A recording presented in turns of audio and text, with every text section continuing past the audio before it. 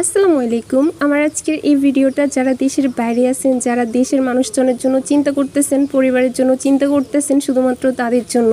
যারা প্রবাসী আছেন তারা কেউই তো পরিবারের সাথে কথা বলতে পারতেছেন না, কারণ ফেনীর মধ্যে কোনো প্রকার কারেন্ট নাই, নেটওয়ার্ক নাই। প্রায় 5 থেকে 6 দিন পরে আজকে নেটওয়ার্ক আসছে, কিন্তু কোনো কারেন্টই নাই। তো এতটুকু বলতে চাই যে আমাদের ফুলগাজীর অবস্থা এখন মোটামুটি আগের তুলনায় কিছুটা ভালো আছে। বাড়িঘরের মধ্যে যে পরিমাণ পানি উঠছিল এগুলো সবই এখন কমে গেছে বা চলে গেছে। তো এখন দেখতেই পাচ্ছেন বাড়ি ঘরের অবস্থা।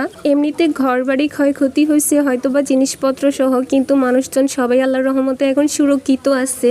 আল্লাহর রহমতে আমাদের ঘনিয়ামোড়া, জয়পুর, সাহাপাড়া, দৌলতপুর এইসব জায়গার মধ্যে কোনো মানুষের কোনো তেমন ক্ষয়ক্ষতি হয় নাই। যা হয়েছে সব জিনিসপত্র ঘরবাড়ির রেগুলারই। এই ভয়ানক পানির কথা হয়তোবা নাই বললাম, সেটা পরবর্তী সময়ে শুনতে পাবেন বা দেখতে পাবেন। তো আজকে এই পর্যন্ত। সবাই চিন্তা করবেন না, ফুলগাজীর অবস্থা এখন আল্লাহর রহমতে কিছুটা ভালো আছে। সবাই ভালো থাকবেন।